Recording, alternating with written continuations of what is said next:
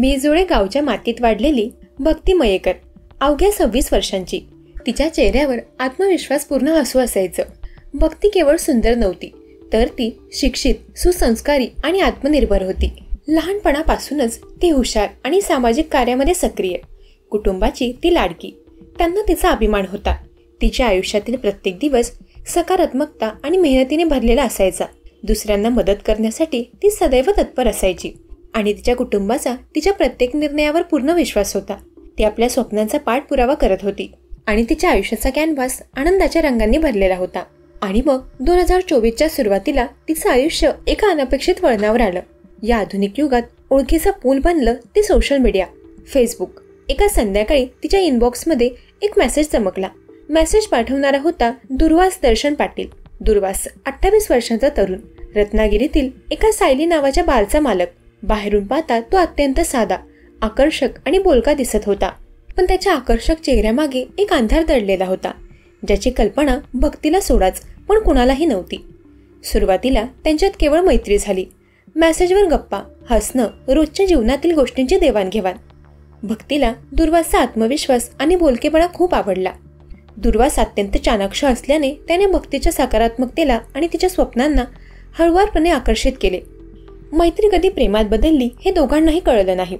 भक्तीच्या आयुष्यात हे एक नवीन आणि गोड वळण होतं. काही महिन्यातच त्यांच्या नात्याने जवळीक साधली. फेसबुकवरील गप्पा हळूहळू फोनवर आणि मग प्रत्यक्ष भेटीमध्ये रूपांतरित झाल्या. एक दिवस दुर्वासने तिला भेटायला बोलावले.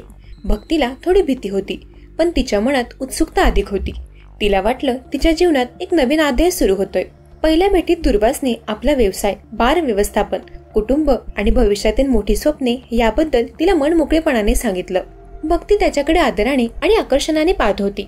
तो तिला सक्सेसफुल वाटत होता, पण भक्तीला हे कळलं नाही की तो जितका आत्मविश्वासी दिसत होता तितकाच त्याच्या मनात इतरांवर नियंत्रण ठेवण्याची एक गूढ आणि गडद इच्छा लपलेली होती. भक्तीला दुर्वासच्या स्वभावातील ही सूक्ष्म पण गडद शक्ती अजिबात जाणवली नाही. भक्ती आणि दुर्वासच्या प्रेमाची नाळ आता घट्ट झाली होती. भेटीगाठी, फोनवरचे संवाद आता दररोजचे झाले होते. भक्ती दुर्वासची खूप काळजी घ्यायची, पण त्यांच्यातील असुरक्षितता तिला दिसत नव्हती. पण हळूहळू दुर्वासच्या स्वभावातील एक नवीन आणि गडद बाजू भक्तीला दिसू लागली. सुरुवातीला तो तिच्यावर खूप लक्ष ठेवत असल्याचा आणि तिचं सतत निरीक्षण करत असल्याचा भास तिला झाला. भक्ती जेव्हा फोनवर आपल्या मित्रमैत्रिणींशी गप्पा मारायची, कुटुंबातील सदस्यांशी बोलायची किंवा अगदी एखाद्या सामाजिक कामात व्यस्त असायची, तेव्हा दुर्वासची कडवट प्रतिक्रिया तिला ऐकायला मिळायची. तू कोणाशी इतक्या वेळ काय बोलत होतीस? तुझा तो मित्र तुला इतके मेसेज का करतोय? तू माझ्याकडे लक्ष देत नाहीस. या असल्या प्रश्नांना भक्तीला सामोरे जावं लागत होतं. सुरुवातीला भक्तीला वाटले असेल माझी खूप काळजी करत. तिला हे प्रेम वाटलं, पण हळूहळू हा दबाव तिच्यावर वाढू लागला. तिचं स्वातंत्र्य संपुष्टात येत होतं. दुर्वासच्या परवानगीशिवाय ती आपल्या मित्रमैत्रिणींना भेटू शकत नव्हती. तिचे सोशल मीडिया अकाउंट्स आणि फोनवरील बोलणे सुद्धा त्याच्या नियंत्रणाखाली येऊ लागले. भक्तीच्या घरच्यांना या नात्याचा थोडाफार अंदाज आला होता, पण आपल्या मुलीवर तिच्या शहाणपणावर त्यांचा पूर्ण विश्वास होता. त्यामुळे त्यांनी जास्त चौकशी केली नाही. दुर्वासवर विश्वास ठेवण्याची भक्तीची चूक आता खूप मोठी झाली होती. एके दिवशी भक्तीने दुर्वासला एक बातमी दिली, ज्यामुळे त्यांच्या नात्यात नाट्यमय वळण आलं. ती म्हणाली, दुर्वास, आपण लवकरच आईवडील होणार आहोत. मी गरोदर आहे. भक्तीला वाटलं आता दुर्वास आपल्याशी लग्न करेल. तिचा त्याच्यावर पूर्ण विश्वास होता. तिच्या डोळ्यांमध्ये आता भविष्याची एक नवी आणि सुंदर आशा होती.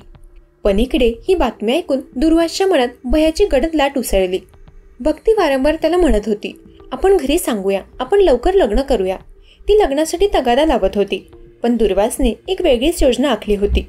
त्याने दुसऱ्याच एका मुलीसोबत लग्न ठरवून टाकले होते. भक्ती आणि तिच्या येणाऱ्या बाळाची बातमी त्याच्या आयुष्यातील एक मोठा अडथळा बनली होती. त्याच्या स्वार्थाच्या आणि वासनेच्या खेळातील ती एक मोठी चूक होती.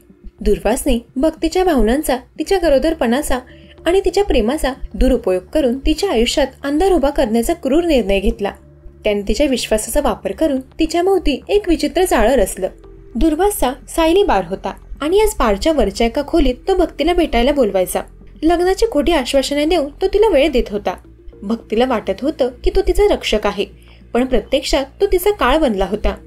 दुर्वासच्या मनात विचारांचे गळत वादळ उठले होते. भक्तीचा वाढता तगादा त्याला असह्य झाला होता. त्याला तिच्यासोबत लग्न करायचं नव्हतं आणि तिला शांत बसवणं त्याला शक्य नव्हतं. तो विचार करू लागला, हा अडथळा कायमचा दूर कसा करायचा. त्याला आठवलं 2 भूतकाळातील गुन्हे जे त्याने यशस्वीपणे लपवले होते आणि ज्यामुळे त्याला पकडलं गेलं नव्हतं.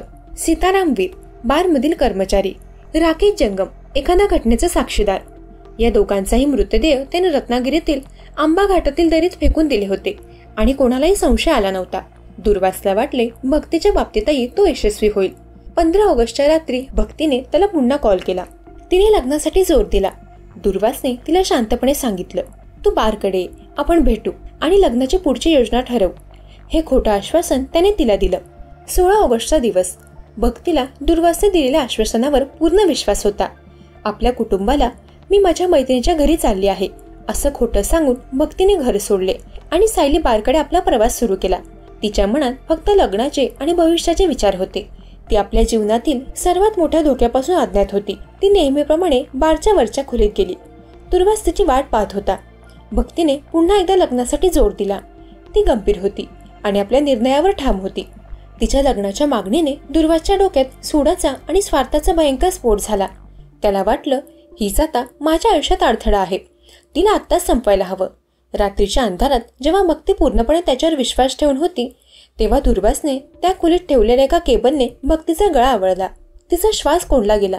तिची स्वप्ने, तिचं प्रेम, तिचा विश्वास, सर्व काही त्या एका क्षणी संपुष्टात आले. दुर्वासने अत्यंत क्रूरपणे तिचं जीवन संपवलं. रात्रीच्या वेळी अत्यंत क्रूरपणे दुर्वासने भक्तीचा मृतदेह एका वाहनात ठेवला आणि आपल्या मित्रांच्या मदतीने तिलाही आंबा घाटातील दरीत फेकून दिले. दुर्वास आपल्या बारच्या खोलीत परतला. त्याला वाटलं, मी पुन्हा एकदा यशस्वी झालो. कोणालाही कळणार नाही. पुढे 2 दिवस झाले. भक्ती घरी परतली नव्हती. तिच्या घरच्यांना वाटलं कदाचित ती दुर्वास सोबत पळून जाऊन लग्न करून बसली असेल. या विचाराने ते शांत होते. त्यांना आपल्या लाडक्या मुलीचा थोडा राग आला, पण तिला काही वाईट झालं असेल अशी शंकाही त्यांच्या मनात आली नाही. पण 3ऱ्या दिवशी भक्तीच्या भावाने दुर्वासचे फेसबुक, व्हॉट्सअप स्टेटस पाहिले. त्या स्टेटसमध्ये दुर्वासने टिळा लावला होता आणि त्याच्या बाजूला दुसरीच एक मुलगी उभी होती. त्याचं लग्न ठरल्याचं स्पष्ट दिसत होतं. हा स्टेटस पाहताच भक्तीच्या कुटुंबियांच्या पायाखालची जमीनच सरकली. जर दुर्वासचे लग्न दुसऱ्या मुलीशी ठरले आहे तर मग भक्ती कुठे आहे? ती परत का आली नाही? त्यांनी त्वरित भक्तीच्या अनुपस्थितीबद्दल पोलिसांकडे तक्रार नोंदवली. त्यांनी दुर्वास आणि भक्तीच्या नात्याबद्दलही पोलिसांना सांगितले. पोलिसांनी तातडीने तपास सुरू केला. दुर्वासवर संशय व्यक्त झाला. पोलिसांनी विचारले तेव्हा दुर्वासने निर्लज्जपणे सांगितले की ती माझ्या संपर्कात नाही, ती मला भेटलीच नाही. पण पोलीस आता तांत्रिक तपास करत होते. फोन लोकेशन ट्रेस झाले. भक्तीचा शेवटचा मेसेज आणि फोन कॉल दुर्वासला झाला होता. भक्तीच्या भावाला मी ठीक आहे असा मेसेज भक्तीच्याच नंबरवरून 2-3 दिवसांनंतर आला होता.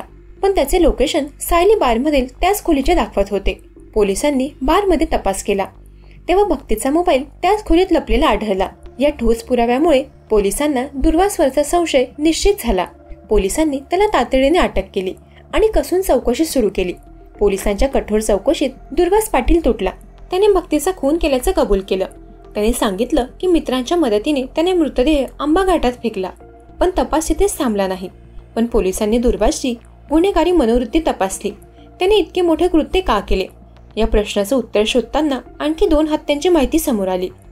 सीताराम वीर हा बारमधील कर्मचारी होता. भक्ती दुर्वासचा फोन न लागल्यास सीतारामला फोन करायची आणि तो दुर्वासला फोन द्यायचा. या संशयामुळे आणि रागातून दुर्वासने सीतारामचा खून केला. राकेश जंगम हा या घटनेचा साक्षीदार होता. दुर्वासने त्यालाही आंबा घाटात नेऊन मारले. 3 खून. भक्तीच्या खुनाची चौकशी करताना दुर्वासच्या आयुष्यातील गडद सत्य उघड झाले. दुर्वासच्या मनोवृत्तीचा अभ्यास करताना पोलिसांना समजले की त्याच्या मनात एका प्रकारची वळण घेणारी भीती होती.